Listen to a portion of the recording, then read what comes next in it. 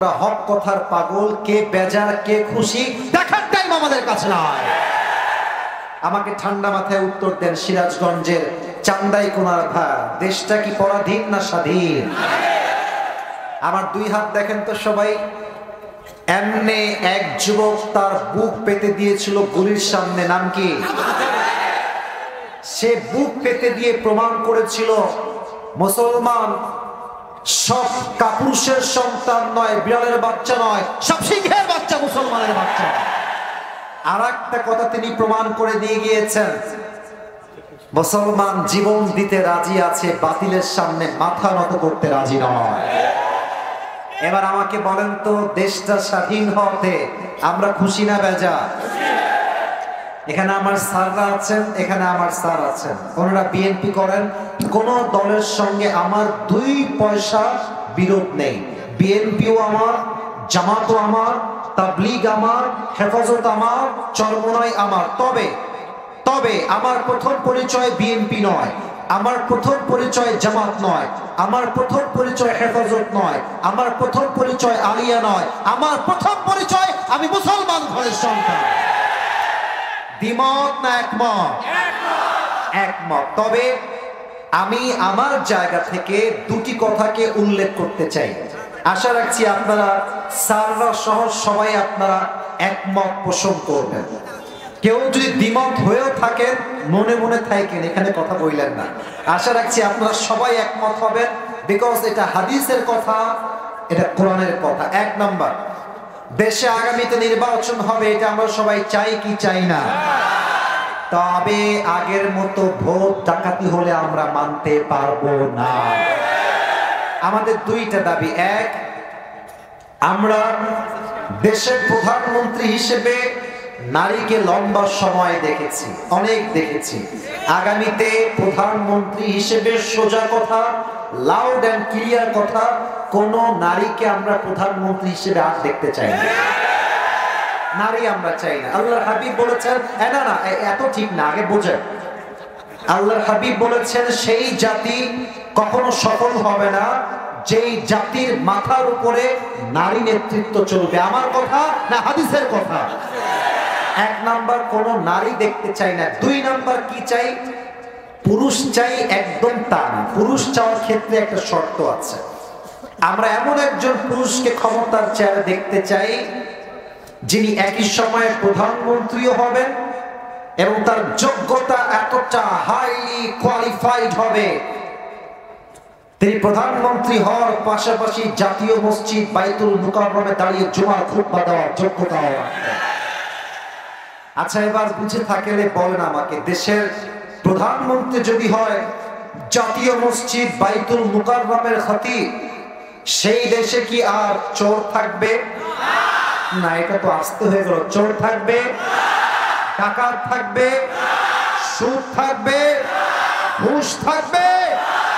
আমরা চাই বিএনপিও চেয়ার পাক, ক্ষমতার কিছু অংশ তারাও চাক, তারাও পাক। আমরা চাই জামাত পাক, আমরা চাই হেফাজত পাক, বা যারাই পাক, শর্ত একটা, আল্লাহর জমিনে আল্লাহর কোরআন দিয়ে রাজ কায়েম করতে হবে যুবক ভাই। এবার আমাকে উত্তর দেন, কোরআন দিয়ে সংবিধান হোক, এটা আমরা সবাই চাই কি চাই না? না, এটা চাওয়ার আওয়াজ হয় না। চাই কি চাই না? ছোট্ট একটা কথা বলবো, that is my last word in this chapter. এটাই আমার ভূমিকার শেষ কথা। ভাই তুমি এদিকে আসো তো, আসো। না, তোমাকে বকা দিব না, বকা দিব না, আসো আসো। তোমার নাম কি ভাই? আবুল বাশার। আবুল বাশার, ওকে দেখা যায়? আর কথা কম দেখা যায়। আমি একটা কথা বলবো, এটা আমার ভূমিকার শেষ কথা। কোরআনের রাজ কেন লাগে, আইন কায়েম কোরআন দিয়ে কেন করতে হবে, এটার জন্য থেকে দাঁড় করিয়েছি। আবুল বাশার, সে একজন মাহফিলের নিজেই একজন সদস্য। তো আমি কথা বলতে রেগে গেলাম, আবুল বাশার গুষ্টি কেলায় আজকে মেরেই ফেলবো। খেপে গিয়ে একটা চাকু নিয়ে এসে পুরো পা, ডান পা কেটে ফেললাম। কোন পা কাটলাম? না, কথা বলেন, কোন পা? এবার তুমি বসে পড়ো, বসে পড়ো। আচ্ছা, এখন সিরাজগঞ্জের চান্দাখানার লোকরা বললো, হুজুরকে নিয়ে আসলাম ওয়াজ করতে, হুজুর পা কেটে বসে আছে। আজকে হুজুর নয় মামলা দিয়ে দেবো থানাতে গিয়ে। থানায় আমার নয় মামলা হলো যে আসিফ হুজুর একটা মাহফিলে এসে এক যুবকের ডান পা কেটে দিয়েছে, নাম হচ্ছে আবুল বাশার। তার কয়েকদিন পরে আদালতে আমার নামে বিচার শুরু হল। জজ সাহেব আসলেন, এসে বললেন, বলেন কার কি অভিযোগ। আমি কাঠগড়ায় দাঁড়িয়ে আছি, চান্দায় কোনার আমাদের স্যার বসে আছেন ডানে, ইনি বা ইনি বললেন যে আমাদের এই হুজুর মাহফিলে এসে একজন যুবকের ডান পা এক কোপে কেটে ফেলেছে, বিচার করেন স্যার। জজ সাহেব দেশের তথাকথিত ল অনুযায়ী, আইন অনুযায়ী বিচার করলেন যে আসিফ হুজুরের 1 বছরের জেল হলো আর 1 লাখ টাকা জরিমানা হলো। আচ্ছা এবার বলেন, আপনি যে মরিচ কিনেছেন বা 5 কেজি পেঁয়াজ কিনেছেন, এটা কি 5 কেজি আছে কিনা বোঝার জন্য কি পাল্লা লাগে? দাঁড়িপাল্লা। I got the right answer from the people. বলেন সবাই, কি পাল্লা? আচ্ছা এবার আমার বিচারটা সঠিক হলো কিনা মাপতে হবে তো। আপনি দাঁড়িপাল্লা নিয়ে আসেন, দাঁড়িপাল্লার ডান দিকে আবুল বাশারের ডান পা কেটে রেখে দেন, আর বাম পাল্লায় আমার 1 বছরের জেল। কয় লাখ টাকা? এই যে ভুলে গেছে, বলতে হবে কয় লাখ। তাহলে 1 বছরের জেল আর 1 লাখ টাকা বাম পাল্লায় দেন। সিরাজগঞ্জের ভাড়া বুঝে থাকলে উত্তর দেন, আনসার মি লাউডলি, বুঝে উত্তর দেন। এক পাশে ডান পা কাটা, আর এক পাশে 1 বছরের জেল আর 1 লাখ টাকা জরিমানা। আপনি যতই টানেন ধরে, দাড়িপাল্লা সমান সমান হবে? আচ্ছা আপনি এটাকে আরো বাড়ায় দেন, 1 লাখ নয় 5 লাখ করেন, 5 বছরের জেল দেন, তাও সমান সমান? কথা কন, ইয়েস নাকি নো? সমান সমান হবে না। সমান সমান করতে হলে কি হবে? কোরআন লাগবে। কেমনে? কোরআন বলছে কেউ তোমার চোখ তুললে তার চোখ তুমি তুলে ফেলো, কেউ তোমার হাত কাটলে তুমি তার হাত কেটে ফেলো। এর মানে কি বিধান হচ্ছে চোখের বদলে চোখ, নাকের বদলে নাক, কানের বদলে কান, হাতের বদলে হাত, পায়ের বদলে পা, জানের বদলে জান। সিরাজগঞ্জের ভাড়া। এবার আপনি কোরআন দিয়ে বিচার করেন। আমি আবুল বাশারের ডান পা কেটে ফেলেছি, আপনিও আমার ডান পা কেটে ফেলেন। আবুল বাশারের ডান পা কেটে আপনি দাড়িপাল্লার ডান দিকে দেন, আর আমার ডান পা কেটে আপনি দাড়িপাল্লার বাম দিকে দেন, দেখবেন দুইটা সমান সমান হয়ে গেছে। ওমান হাকামা বিহি আদালা, এই কোরআন দিয়ে যে আইন কায়েম করবে সেই আল্লাহর জমিনে ইনসাফ ভিত্তিক রাষ্ট্র কায়েম করতে পারবে, ঠিক কিনা বলে? আপনারা সবাই শহীদ আল্লামা দেলোয়ার হোসেন সাইদি হুজুরের নাম শুনেছেন না? আপনার কি ভয়টাই পাবেন? নাম শুনছেন না? আমি একটা দোয়া করি, সবাই শুধু আমিন বলবেন, তাতেই আমি খুশি হব। আল্লাহ আমাদের কোরআনের পাখি দেলোয়ার হোসেন সাইদি হুজুরকে জান্নাতুল ফেরদাউসের উঁচু মাকাম নসিব করে দিন। আমরা তো এখন হক কথা বলতে পারি, 5 আগস্টের আগে হক কথা বললে 3টা ট্যাগ আসতো। 1 হচ্ছে জঙ্গিবাদ, 2 হচ্ছে রাজাকার, 3 হচ্ছে মৌলবাদ। আপনারা দেখেছেন কিনা ফেসবুকে, ইউটিউবে হুজুর ওয়াজ করছে এইভাবে, কোন একটা আওয়ামী লীগ নেতা এসে, কথা কি অবাস্তব না বাস্তব? মনে রাখবেন সিরাজগঞ্জের ভাইরা, কারো বিরুদ্ধে বলছি তা নয়। কোরআনকে যে বন্ধ করতে চেয়েছে তার 14 গোষ্ঠী আল্লাহ নিজে নির্বংশ করে ছেড়ে দিয়েছে। খুব খেয়াল করেন, সাইদি সাহেব বলতেন যে আমাদেরকে মৌলবাদ বললে আমরা মোটেও রাগ করি না। কারণ কি জানো? মৌল এটা আসছে মূল থেকে। মূল মানে কি? মূল মানে আল্লাহ, মূল মানে হচ্ছে তার নবী, মূল মানে কোরআন, মূল মানে হচ্ছে হাদিস। উনি বলতেন যারা আমাদেরকে মৌলবাদী বলে গালি দাও তারা হচ্ছে সব আগাবাদী। এবার বলেন, গাছের আগায় শক্তি বেশি না গোড়ায় শক্তি বেশি? উনি বলতেন তোমরা থাকো গাছের আগায়, বাড়াবাড়ি বেশি করিল না। 18 কোটি মানুষ মিলে গাছের উপরে একটা ঝাঁকুনি দিবে, মামুর বাড়ি দিল্লি গিয়ে তোমরা পড়বা, দিল্লি গিয়েই তারা পড়েছে। ওনার প্রত্যেকটা কথা আজকে এই বাংলার মাটিতে বাস্তবে রূপ ধারণ করেছে যুবক ভাড়া, ঠিক কিনা বলে? অতএব আগামীতে কোরআনের শাসন কায়েম হোক, এটা আমরা সবাই মিলে চাই কি চাই না? আল্লাহ সেই তৌফিক দান করুন, পড়েন সবাই আমিন। আপনাদের বউ আছে? কার কার একটু হাত তুলেন তো। বউ আছে? বউ আছে? আছে, আচ্ছা হাত নামান। এবার বউ নাই, সিঙ্গেলরা যারা খুব কষ্টে আছে তারা হাত তোলেন। ইন্না লিল্লাহ। ক্যামেরা ঘুরায়ও না, মান সম্মান কিছুই থাকবে না, সবাই সিঙ্গেল। আরে এটা মিথ্যা না সত্যি রে বাবা? আরে আব্বা বোঝে না যুবকদের বিয়ের বয়স হয়ে গেছে রে। আমি তো আমার মাহফিলে একটা কথা প্রায় মজা করে বলি, স্যাররা আমার ডানে বামে আছেন, আপনারা আবার মাইন্ডে নেবেন না। আমি প্রায় বলি যে যুবকদের শীতকালে শীত দূর হবে কম্বল দিয়ে নয়, ল্যাব দিয়ে নয়, একমাত্র বউ দিয়ে যুবকদের শীত দূর হবে। আল্লাহ আব্বাজানদেরকে বোঝার তৌফিক দান করুন, আমিন। সোনামণিরা, বাবারা মাঝে মাঝে বুঝলো কিছু তথাকথিত মেয়ে আছে, এরা কিন্তু বুঝতে চায় না। এরা বলে, এরা কি বলে, हम पैसे के बिना शादी नहीं करेंगे, अगर पैसा है तो हम टकले से भी शादी कर लेंगे। এরকম মেয়ে বাংলাদেশে আছে না? না নাই নাই, আরে নাই, আছে আছে। আল্লাহ হেদায়েত দান করুন, আমিন। আমরা যারা বিবাহিতরা আছি তারা দিব একটা তাকবীর, সিঙ্গেলরা দিবেন একটা তাকবীর, আর সবাই মিলে দিব আর একটা তাকবীর। দেখবো আজকে কাদের গায়ের জোর কত বেশি। আমার বিবাহিত ভাইরা যারা আছেন সবাই একটা কাশি দেন।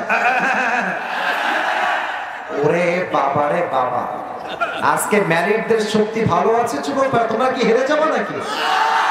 দেখা যাক কারা জিতে। সিঙ্গেলরা কি কয় চুপ থাকো, কথা বলো না, কথা বললে তোমার ব্যালেন্স কমে যাবে।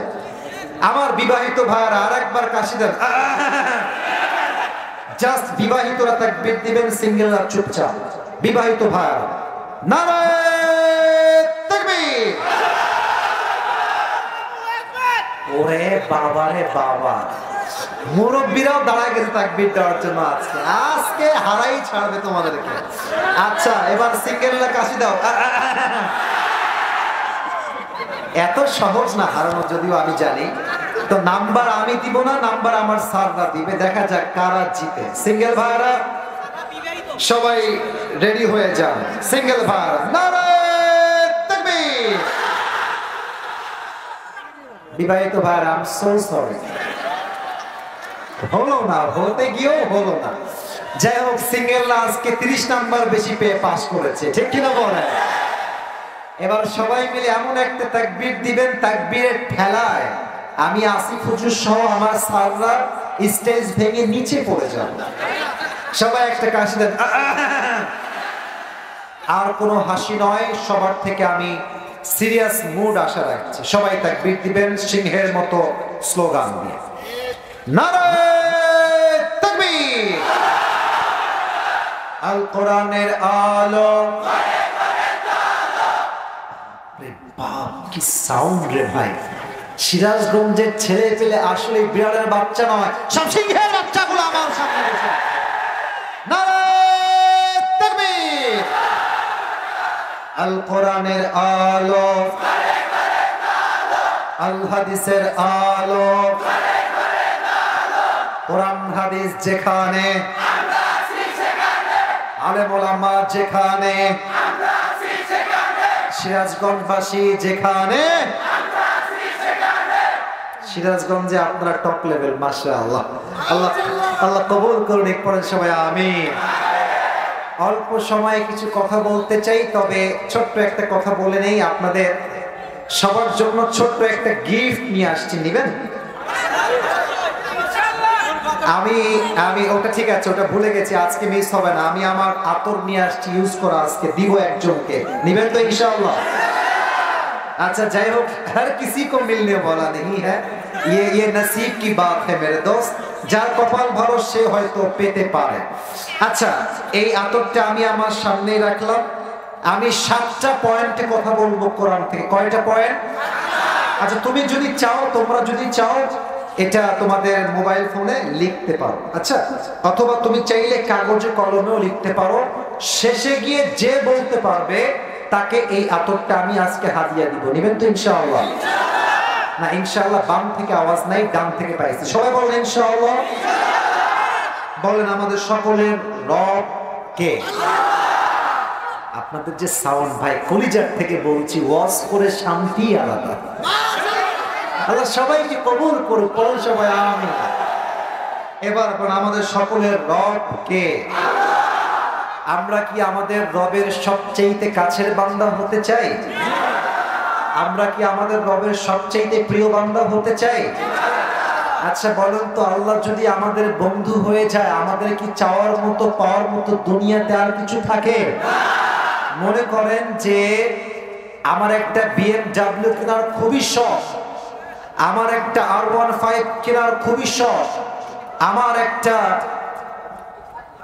iPhone 16 Pro Max কেনার খুবই শখ, কিন্তু আমি কিনতে পারছি না। কিন্তু ভাগ্যক্রমে আইফোন কোম্পানির মালিক হচ্ছে আমার বাবা নিজে। আমার কি আর কিনতে হবে না? পুরো ফ্যাক্টরি আমার নামে হয়ে যাবে। একটা বাক্য বলেছেন, যদিও তার ভাষা উর্দু, তবে প্রত্যেকটা কথা আমি আসিফ হুজুরের কলিজায় গিয়ে সোজা আঘাত করেছে। আমি জাস্ট ওনার বাক্যটা উর্দুতে আগে বলছি, then I will translate in Bangla. আগে উর্দু বলছি, তারপরে বাংলা বলবো। মাওলানা তারিক জামিল বলেন, একটু ব্রেন দিয়ে নয়, দিল দিয়ে শুনবেন। तारिक जमील बोलें, जिसे अल्लाह मिला और दुनिया में उसे कुछ भी ना मिला, फिर भी उसे सब कुछ मिला, और जिसे दुनिया में अल्लाह ना मिला और सब कुछ मिला, फिर भी दर हकीकत असल में उसे कुछ भी ना मिला। ठीक ना बोले? जे अल्लाह के पेलो और दुनियार किछुई से पेलो ना, तबुओ से सब पेलो। আর যে দুনিয়াতে আল্লাহকে পেল না আর সবকিছু পেল, আল্লাহকে পায় নাই মানে সে তার জীবনে কিছুই অর্জন করতে পারে না। এটা কি না বলে? আল্লাহ মিলা তো সব কুছ মিলা, আল্লাহ না মিলা তো কুছ ভি না মিলা। কথা কি বোঝা যায় নাকি যায় না? তাহলে আমাদের মূল গন্তব্য আমাদের রব। বলেন সবাই, তিনি কে? এই আল্লাহ তাআলাকে পাওয়ার জন্য আজকে কোরআন থেকে হাদিস থেকে রেফারেন্স ভিত্তিক, ইটস নট লাইক যাই বানায় বানায় বলবো তা নয়। প্রত্যেকটা পয়েন্টে আয়াত থাকবে, প্রত্যেকটা পয়েন্টে হাদিস থাকবে। আমি আজকে 7টা আমল শেখাতে চাই। কয়টা? আগের মতো সাউন্ডটা পাই নাই। কয়টা? লাস্ট জিজ্ঞেস করছি, বলেন সবাই কয়টা? 7টা আমল কেউ যদি নিজের জীবনে অ্যাপ্লাই করে, তার বন্ধু হবে কে? তার প্রিয় সবচেয়ে কাছের রব হবে একজন। তিনি কে? 1 নম্বর আমল আমি আল্লাহর নামে শুরু করছি। 1, আমার ডান হাত দেখেন, এখানে যেটা আছে এটার নাম হচ্ছে কলব বা হৃদয়। যে আল্লাহকে পেতে চায় তার প্রথম শর্ত আত্মার পরিশুদ্ধি করতে হবে। এটার দলিল কোরআনে বলেন তো সবাই, আছে না নাই? আল্লাহ তাআলা বলছেন, قد أفلح من زكاها, আত্মার পরিশুদ্ধ করেছে যে সফল হয়েছে সে। বলেছে একজন, তিনি কে? এবার একটা প্রশ্ন করতে চাই, একটু বুঝে শুনে যুবক ভাইরা মুরব্বীরা উত্তর করবেন। একজন ব্যক্তি যিনি কোন নবী নন, আবারও বলছি, একজন ব্যক্তি যিনি কোন নবী নন, তবে তার উপদেশ তার সন্তানের প্রতি আল্লাহর কাছে এতটা পছন্দ হয়েছে, এতটা প্রিয় হয়েছে যে আল্লাহ তার নামেই একটা সূরা কোরআনে দিয়েছে। সেই ব্যক্তির নাম কি? কে বলতে পারে? লোকমান হাকিম। বলেন সবাই লোকমান। আচ্ছা, আমি একটা ছোট্ট ঘটনা বলতে চাই, আগে আপনাকে রেফারেন্স দিয়ে দিই। এটা আসছে ইবনু জারীর আত-তাবারী গ্রন্থের নাম, ইতিহাসে আসছে। লোকমান হাকিম ছিলেন পেশায় একজন দাস বা গোলাম, কৃতদাস ছিলেন। তো তার মালিকের কাছে একজন যুবক এসে বলছে, হে লোকমানের মালিক, আপনার যে গোলাম আছে তার নাম হচ্ছে লোকমান, এটা কোনো সাধারণ মানুষ নয়। তার উইজডম, তার মেধা, তার জ্ঞান, তার প্রজ্ঞা এতটা মার্জিত, এতটা হাইলি কোয়ালিফাইড, যখন সে কোথাও রাখাল হয়ে ছাগল চড়াতে যায়, তার প্রজ্ঞাপূর্ণ কথা শুনতে হাজার হাজার মানুষের ভিড় জমে যায়। সুবহানাল্লাহ পড়বেন না আপনারা সবাই? তো লোকমানের মালিক বলছে, তাই নাকি? সে কি এতই চালাক, এতই বুদ্ধিমান? ঠিক আছে, আজকে আমি তার প্রজ্ঞা চেক করব, তার উইজডম কেমন, তার মেধা কেমন চেক করব। তো লোকমান এসেছে।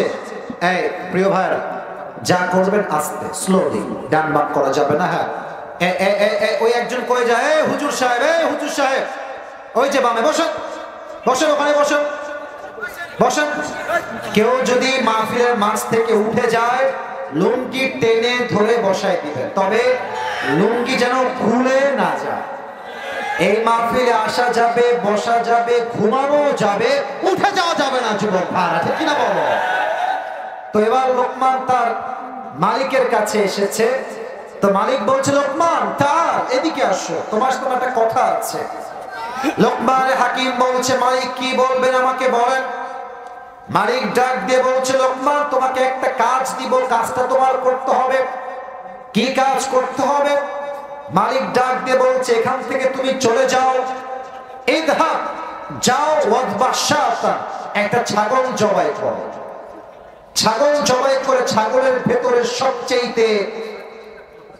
এই যে কথা বলা যাবে না ভাইরে, বুঝেন, একটু বোঝার ট্রাই করো, এগুলো করা যাবে না, সেলফিও না, চুপচাপ বসে বসো, কলিজার ভাই আমার। বলছে তুমি যাও, একটা ছাগল জবাই করো। ছাগল জবাই করে ছাগলের সবচেয়ে পবিত্রতম অংশ কেটে আমার কাছে নিয়ে আসবা। বলছে মালিক যা বলবেন তাই করতে রাজি। লোকমান বের হয়ে গেছে, একটা ছাগল জবাই করছে, ছাগলের সবচেয়ে পবিত্র অংশ কলিজা কেটে নিয়ে আসছে। বলছে মালিক এই নেন ছাগলের সবচেয়ে পবিত্র অংশ কলিজা, আপনাকে দিলাম। মালিক বলছে, লোকমান তোমার কাজটা ঠিক হয়েছে। ছাগলের দেহের সবচেয়ে পবিত্র অংশের নাম হচ্ছে তার কলিজা। হে লোকমান, আবার তুমি যাও, ওয়াদবাশাতান, আবার তুমি ছাগল জবাই করো, ওয়াখরিজ মিনহা আখবাফা মুযগাতাইন, এবার ছাগলের সবচেয়ে অপবিত্র অংশ কেটে আমার কাছে নিয়ে আসবা। লোকমান আবার গিয়েছে। কি কাটতে গিয়েছে বলতো হবে? এই যে বুঝে নাই, ছাগল কাটতে গিয়েছে। বলো সবাই, কি কাটতে গেছে? ছাগল কেটেছে, জবাই করেছে, আবার ছাগলের সবচেয়ে অপবিত্র অংশ কলিজা কেটে নিয়ে আসছে। তো মালিক বলছিল, লোকমান তোমার তো মাথায় বুদ্ধি নাই, তোমাকে বললাম পবিত্র অংশ আনো, তাও আনলা কলিজা, বললাম অপবিত্র অংশ আনো, তাও আনলা কলিজা, মিল তো পেলাম না, তুমি তো বোকার ঘরের বোকা। তো লোকমান বলছে, মালিক আমি কি বোকা না চালাক? That's a different issue. তবে মূল কথা হচ্ছে, মানুষের দেহে একটা কলিজার টুকরা অংশ আছে, এই অংশ ঠিক থাকলে সব ঠিকঠাক, এই অংশ নষ্ট হলে সব নষ্ট হয়ে যায়। যার মনটা খারাপ, যার চরিত্র খারাপ, তার পুরো দেহটাই নষ্ট হয়ে যায়, ঠিক কিনা বলে? লোকমান বলছে, মালিক মানুষের আত্মা, দেহের আত্মাই হচ্ছে মূল বিষয়। এটা যার ঠিক, তার পুরো দেহ পবিত্র, এইটা যার নষ্ট, পুরো দেহটাই নষ্ট, ঠিক কিনা বলে? এবার একটা অজানা বিষয় শেয়ার করতে চাই, যেটা হয়তো আপনারা কেউ জানেন না, হয়তো আজকে প্রথম শুনছেন। আমাদের এই আত্মা বা হৃদয় 1, 2, 3, মোট 3 প্রকার। সিরাজগঞ্জের চান্দাইকোনার ভাইয়ারা কয় প্রকার? না, আমি আওয়াজটা পাই নাই, বলেন সবাই কয় প্রকার? আমি বলছি, আমার সঙ্গে সবাই উত্তর দিবেন। 1 নাম্বার সুস্থ, বলেন সবাই 1 নাম্বার কি? 2 নাম্বার অসুস্থ, বলেন সবাই 2 নাম্বার কি? 3 নাম্বার হচ্ছে মৃত। সুস্থ, অসুস্থ, মৃত। সুস্থ কাকে বলে? যেই দিলে কোনো হিংসা নাই। এই দেশের মানুষ কিছু পারুক আর না পারুক, হিংসা খুব ভালোই করতে পারে। আপনারা সবাই মিজানুর রহমান আজহারি হুজুরের নাম শুনেছেন তো নাকি? এই দেখেন, আজহার সাহেব দেশে এসেছে, 2টা মাহফিলও করতে পারে নাই, ট্রল শুরু হয়ে গেছে, মারামারি শুরু হয়ে গেছে। সে আগের কোথাকার কোন ভিডিও নিয়ে মারামারি শুরু হয়ে গেছে। বেটা, যে যোগ্য মানুষ, যার মন বড়, যার মনে কোনো হিংসা নয়, সেই মানুষটা মানুষের অতীত দিয়ে নয়, তাকে বর্তমান দিয়ে জাস্টিফাই করতে চায়। আর যাদের মন ছোট, ভিতরে হিংসা দিয়ে ভরা, তারা মানুষকে বর্তমান দিয়ে নয়, অতীত দিয়ে জাস্টিফাই করতে চায়, ঠিক কিনা বলে? ভাইরা আমার, আজহারি আকাশে বাতাসে উড়ে আসে নাই। আজহারি হচ্ছে বাংলাদেশের জন্য একটা ব্র্যান্ডের নাম, যুবক ভাইরা আমার। এই ইতিহাস বলছে, কোন বক্তা, ইসলামী দলের নেতা, কোন রাজনৈতিক নেতা এমন জনপ্রিয়তায় পৌঁছায় নাই যে এক জায়গায় গেলে 20 লাখ লোক হয়ে যায়। 25 লাখ লোক হয়ে যায়। আজহারি এমন একজন মানুষ, সে যেখানেই যায় 10 লক্ষ মানুষ কোরআনের ভালোবাসা একটা মাঠে একত্রিত হয়ে যায়, ঠিক কিনা বলে? অতএব হিংসা করে লাভ নাই, বিদ্বেষ করে লাভ নাই। ওয়াতুইজ্জু মান তাশা ওয়া তুদিল্লু মান তাশা, जिसे अल्लाह इज्जत देना चाहता है उसे कोई जिल्लत नहीं कर सकता, और जिसे अल्लाह जिल्लत देना चाहता है उसे कोई बेइज्जत नहीं कर सकता, बाइज्जत नहीं कर सकता, ঠিক কি না বলে? আল্লাহ যাকে সম্মান দিতে চায় তার সম্মান কেউ কমাইতে পারে না, আর আল্লাহ যাকে লাঞ্ছিত করতে চায় তারা কেউ সম্মানিত করতে পারে না, ঠিক কি না বলে? অন্তরটা পরিষ্কার রাখেন। 1 নাম্বার, এটা হচ্ছে সুস্থ দিল। 2 নাম্বার অসুস্থ। তবে অসুস্থ দিল বুঝতে হলে একটা উত্তর করতে হবে। আজকে কি বার? বলেন না, বলেন সবাই, কি বার? এটা কি 2024 সাল না 25 সাল? উত্তর পেয়েছি, এবার মন ভরে গেছে। 24 সাল না 25 সাল? আচ্ছা, আপনাদের সিরাজগঞ্জ সদর হসপিটাল আছে না? ক্লিনিক, মেডিকেল হসপিটাল, বলেন সবাই, আছে না নাই? আচ্ছা, সিরাজগঞ্জের যুবক ভাইরা, মুরব্বী, আমার মায়েরা, বোনেরা, আমাকে সবাই শুনুন একটা কথা। আপনাকে যদি আমি আরো 100 বছর আগে নিয়ে যাই, 100 বছর আগের কথা, তখন কি এত বড় বড় হসপিটাল ছিল নাকি? ক্লিনিক ছিল নাকি? ডাক্তারের চেম্বার ছিল নাকি? এই যে আমার মুরব্বী আব্বাজানরা ভালো বুঝবেন, মুরব্বী যারা আছেন, তখন ছিল কবিরাজ বা হাকিম, কবিরাজ, ওঝা বা হাকিম। তো মনে করেন যে একটা যুবককে কিসে কেটেছে, বড় লাগে বুঝে যায়, কিসে কেটেছে।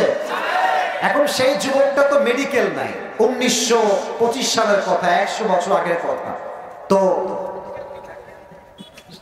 ওঝার কাছে এসেছে, বলছে স্যার আমার হাতের এই জায়গাতে সাপে একটা ছোবল দিয়েছে, তো এটা কি বিষাক্ত সাপ নাকি বিষহীন সাপ, এটা চেক করবে কেমনে? তখন তো মেশিন ছিল না, টেস্টের কোনো মেশিন ছিল না, চেক করতে কেমনে? দেখেন, ছোট্ট একটা বাটি নিত, এক বাটির এক সাইডে লবণ রাখতো, আর এক সাইডে মরিচ বেটে মরিচ রাখতো। যেই যুবককে সাপে কেটেছে বলতো ভাই এদিকে আসো, তোমার জিহ্বা বের করো, তার জিহ্বার ভেতরে মরিচ দেওয়া হতো, আর বলতো ভাই তোমার জিহ্বায় স্বাদ কেমন লাগে। যুবক যদি বলে যে সাপ তো, আমার তো সাপ মাশাআল্লাহ এখন ঝাল ঝাল লাগছে, তো তিনি বুঝতেন যে এটা কোনো বিষধর সাপ নয়। আর যদি মরিচ দেওয়ার পরে বলতো যে ভাই আমার তো মরিচের স্বাদ কেমন যেন পাইনসা পাইনসা লাগে, মরিচের মতো মনে হয় না, কবিরাজ বুঝে ফেলতো এটা কোনো বিষহীন সাপ নয়, এটা কোবরা সাপ তাকে অ্যাটাক করেছে, ঠিক কিনা বলে? আচ্ছা, মানুষের জীবনের সবচেয়ে বড় বিষাক্ত সাপের নাম হচ্ছে শয়তান। সাপ যখন ছোবল দিয়ে বিষ ঢুকায় দেয়, মানুষের জিহ্বার স্বাদ মরে যায়, কোনটা ঝাল কোনটা মিষ্টি আর বুঝে আসে না। শয়তান যখন ওয়াসওয়াসায় ফেলে, ইমানের স্বাদ মরে যায়, তখন বোরকা পরতেও ভাল লাগে, পার্কে গিয়ে বাদাম খেয়ে মেয়েদের প্রেম করতেও ভাল লাগে যুবকরা। তখন কি হয় দেখবা যে মাশাআল্লাহ, মেয়েদেরকে নিয়ে আমি কিছুই বলতে চাই না, তবে একটা কথা না বলে পারছি না, আমি নিজে দেখেছি, হাতে মোজা, পায়েও মোজা, ইভেন পুরো মুখটা হিজাব দিয়ে নিকাব দিয়ে ঢাকা, দেখলেই মনে হবে यार ये तो अभी कभी जन्नत से भाग के दुनिया में आई है। কিন্তু এই মেয়েগুলো যখন পার্কে গিয়ে বোরকা পরে প্রেম করে বেড়ায়, আমার একটা কথাই মাথায় ঘুরে, এদের বোরকা আছে উপরে, এরা হচ্ছে উপরে ফিটফাট, ভেতরে পুরোটাই সদর ভাব, এদের অন্তরটা অসুস্থ। ভালো কাজও ভালো লাগে, খারাপ কাজও ভালো লাগে। আচ্ছা এই কথা বলো না, এই তুমি বসো, এই ছেলে বসে পড়ো, বসো, না না এদিকে কষ্ট দেওয়া যাবে না, এই কষ্ট আমি সহ্য করবো না, বসে পড়ো। আর একবার উঠবেন না ক্যামেরা ঠিক করার জন্য, যা হয়েছে রেকর্ড তাই থাকবে, যুবকদের কষ্ট দেওয়া যাবে না। মাহফিলে প্রিয় ভাইরা আমার, আপনাদের বাসায় তো মা বোন আছে, আরে ভাই আমারও তো আছে, আপনাদের আছে না সবার? আপনি খেয়াল করবেন, বউ নাই, আসবে, আগামীতে হবে, সমস্যা নেই। আচ্ছা এদিকে তাকান, আমার কথা কি বুঝতে কোনো সমস্যা হচ্ছে আপনাদের? আপনি দেখবেন যে আমাদের অনেকের বাসায় মা আছে, বোন আছে, ভাবি আছে, খালা আছে, অনেকেই আছে। দেখবেন যে তারা 5 ওয়াক্ত নামাজও ঠিকঠাক পড়ে, আবার মাগরিবের পরে বসে বসে স্টার জলসাও দেখে। অনেক ভাবি আছে দেখবেন আজহারের ওয়াজও শুনে, আবার বেপরদায় রাস্তায় ঢ্যাং ঢ্যাং করে ঘুরে বেড়ায়।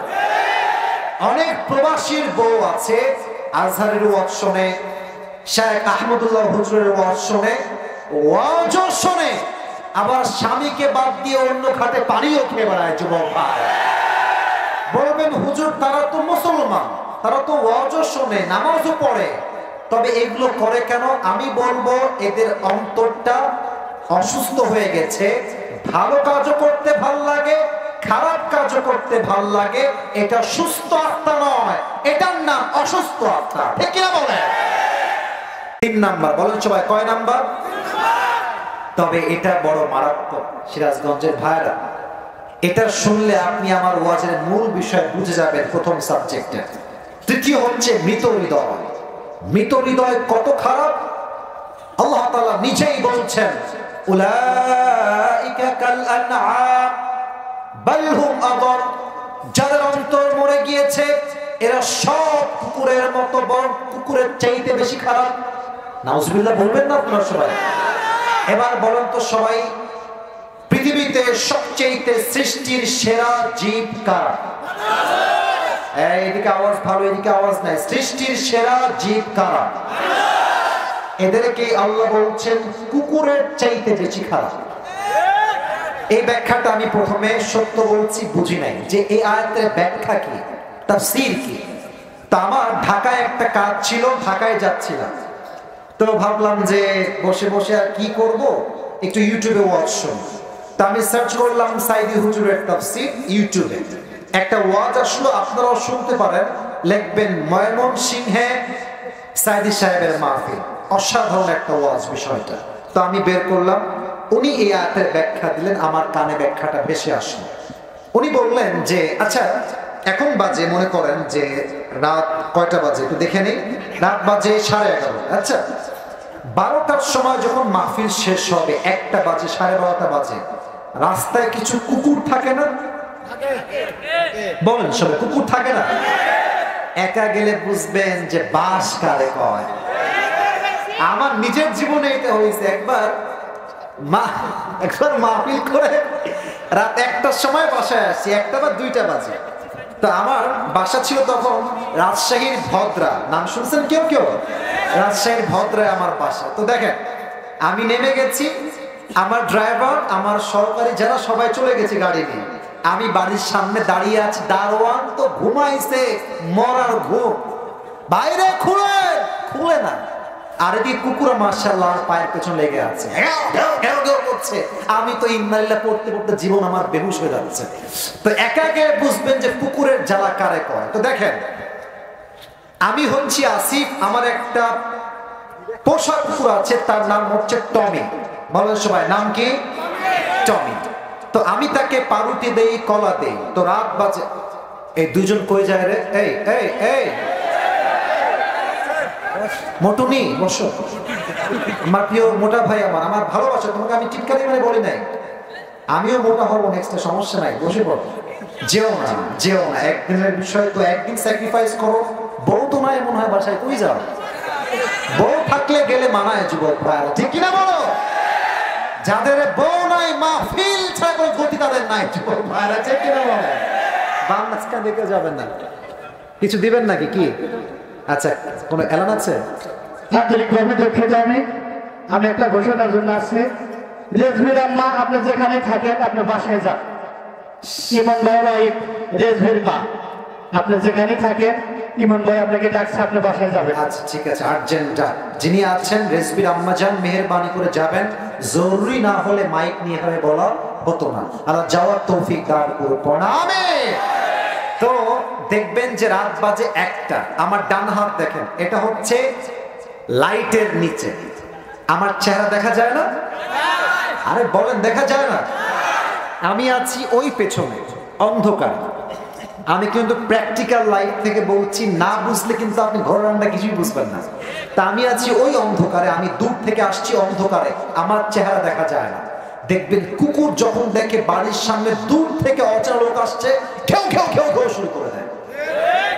আচ্ছা, এখন আমি অন্ধকার থেকে এসে আলোর নিচে এসেছি, আমার চেহারা ক্লিয়ার হয়ে গেছে। দেখবেন মালিকের চেহারা ক্লিয়ার হওয়ার পরে কুকুর সোজা মালিকের পায়ের কাছে এসে শুয়ে যায়, আর কুকুর তার ভাষায় বলে, I am extremely sorry sir, আমি আপনাকে প্রথমে অন্ধকারে চিনতে পারি না। আমার কথা কি ভুল না ঠিক বলেন সবাই?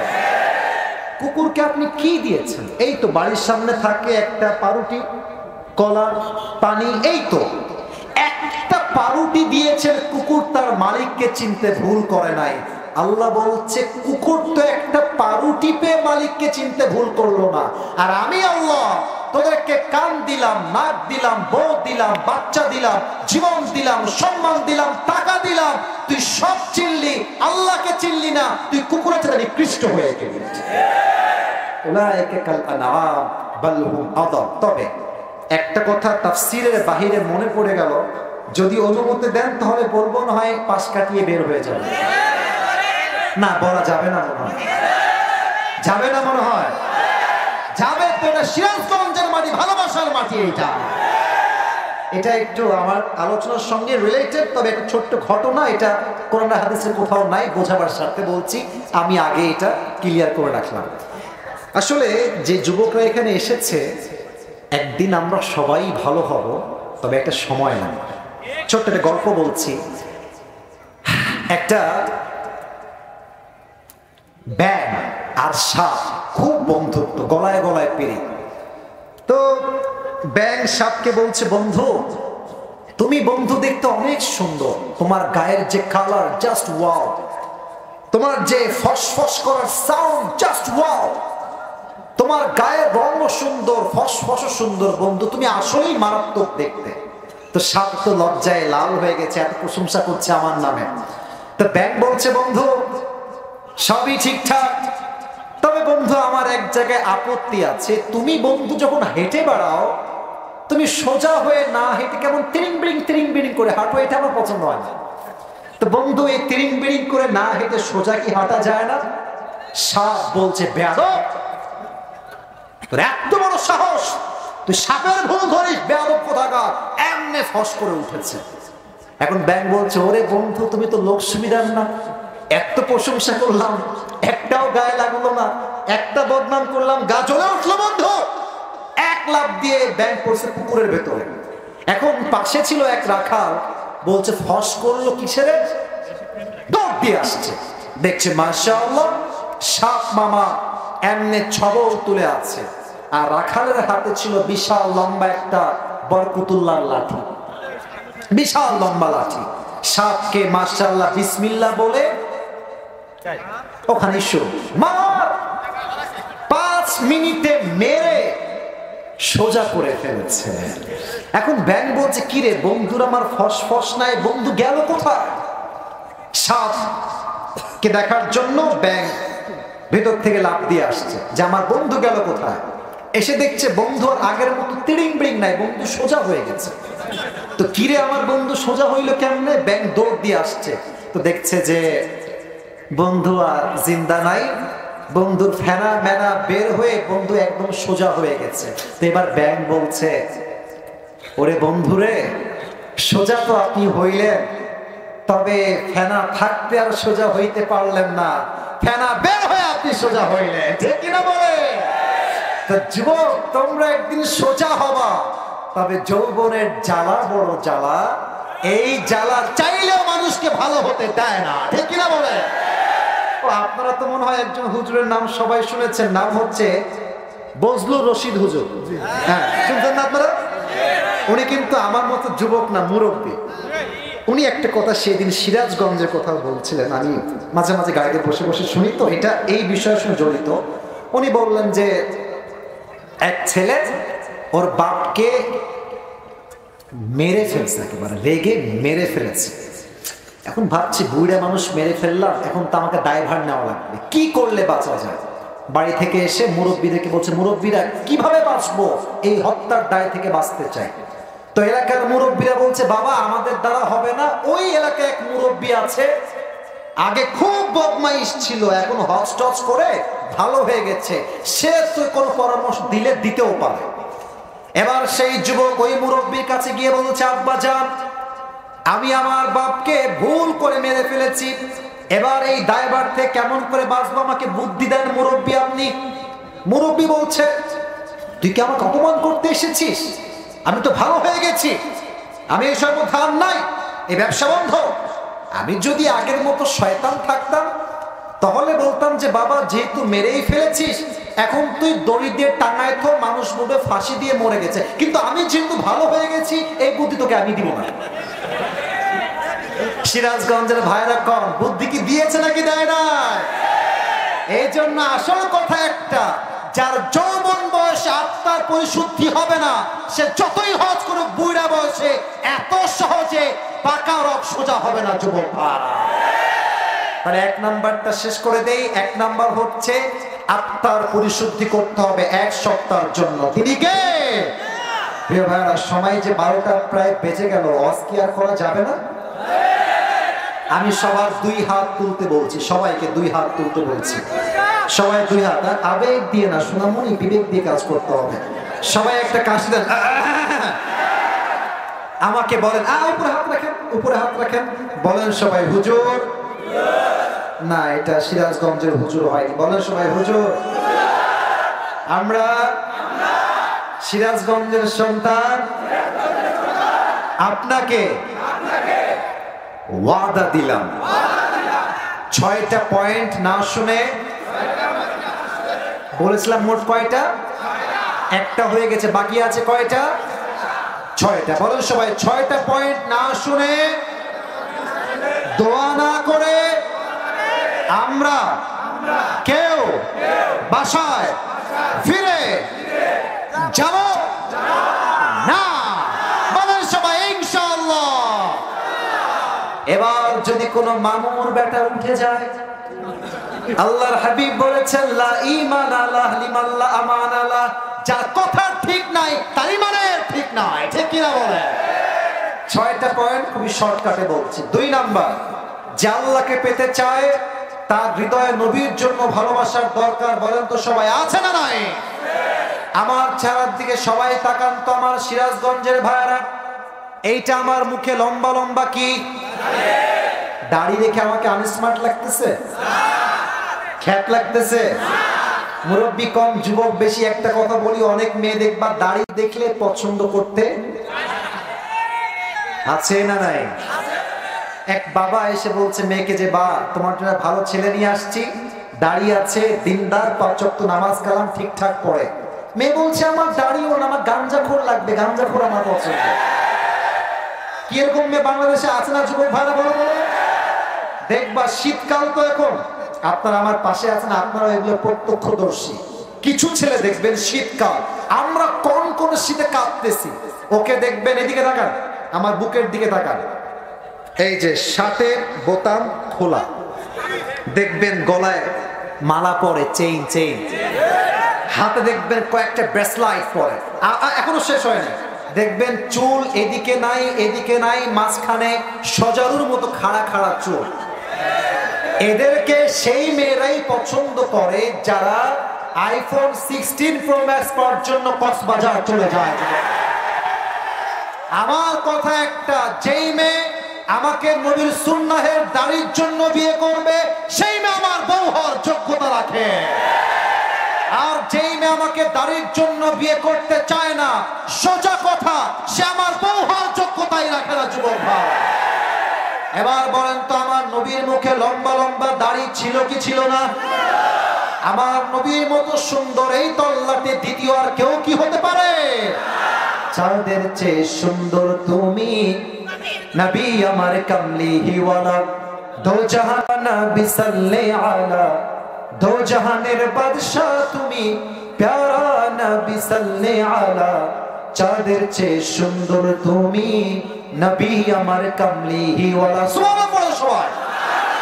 2 নাম্বার, নবীর জন্য ভালোবাসা লাগবে। তবে একটা কথা বলে 2 নাম্বার পয়েন্ট শেষ করতে চাই। আগামীতে আমাদের সংসদে আমি আবদার রাখবো ডক্টর ইউনূসের কাছে, একটা আইন পাস হবে, নবীর বিরুদ্ধে যে নাস্তিক একটা টু শব্দ করবে তার শাস্তি হবে বাইতুল মুকাররমের সামনে তাকে ফাঁসির কাস্টে ঝুলিয়ে হত্যার রায় দেয়। সেই সংবিধান কায়েম করতে হবে।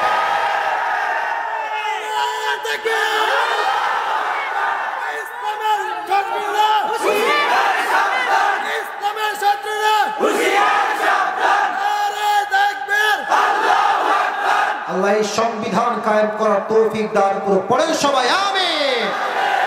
1 নাম্বার আত্মার পরিশুদ্ধি, 2 নাম্বার নবীর ভালোবাসা, আর বাকি 5টা I will talk about on this matter in a very shortcut way. বলবো পার হয়ে যাব। 3 নাম্বার নামাজ। নামাজ ছাড়া জান্নাত পাওয়া যাবে? নামাজ ছাড়া জান্নাত কি পাওয়া যাবে? না। আপনারা হয়তো জানেন যে আজহারের একজন নানা ছিল, তোমরা সবাই চিনবা, নাম হচ্ছে গোলাম সরওয়ার সাইদি হুজুর, তাই না? উনি মুরব্বী টাইপের লোক, কিন্তু কথাগুলো ভাই কলিজায় লাগে। ঠিক বলেছেন। উনি একটা কথা প্রায় বলতেন, আমাকে বুঝে শুনো। উনি বলতেন, নামাজ নাই যার ইমান নাই না।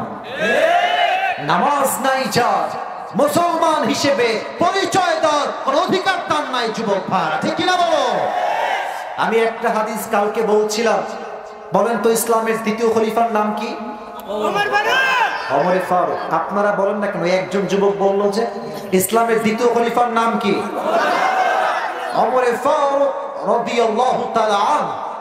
তার কাছে একজন যুবক আসছে, এসে বলছে, ওমর একটা অভিযোগ আছে। কি অভিযোগ? বলছে, আমার মালিক আমার কাছে প্রত্যেক দিন 6 দিরহাম চার্জ করে। সিরাজগঞ্জের ভাইরা কয় দিরহাম চার্জ করে? তো এটা আমার দ্বারা দেওয়া সম্ভব না, তুমি এটা কমায় দাও। তো ওমর ফারুক বলছে, ভাই তুমি কি কাজ করো, তোমার ব্যবসার সোর্স কি? তো বলছে, আমি মূলত খঞ্জর বানাই, চাকু। এই খঞ্জরটা কেমন? ডানেও চাকু বামেও চাকু, হ্যান্ডেল হচ্ছে মাঝখানে। তো বলছে, তাই নাকি?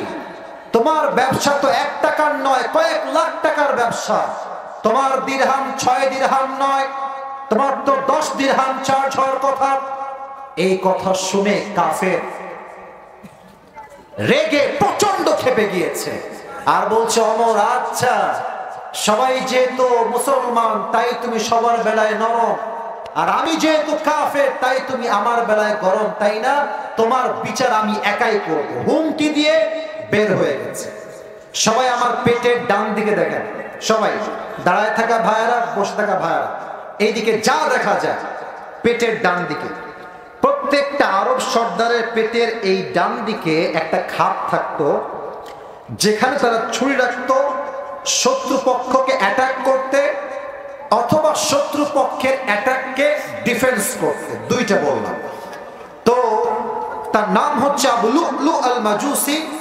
ওমরকে হত্যা করবার জন্য লম্বা রাত ধরে একটা বিশাল লম্বা ছুরি বানিয়েছে। এবার বলেন তো, আমরা শীতকালে ঠান্ডা লাগলে এমনি কি মুড়ি দেই?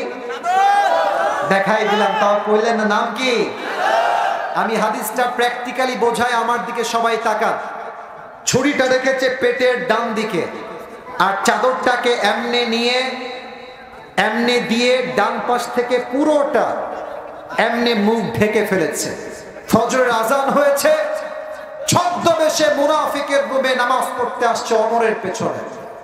ওমর ফারুক সেই নামাজ শুরু করেছে, আল্লাহু আকবার, سبحانك اللهم وبحمدك وتبارك اسمك وتعالى جدك ولا إله غيرك الحمد لله رب العالمين الرحمن الرحيم مالك يوم الدين। সূরা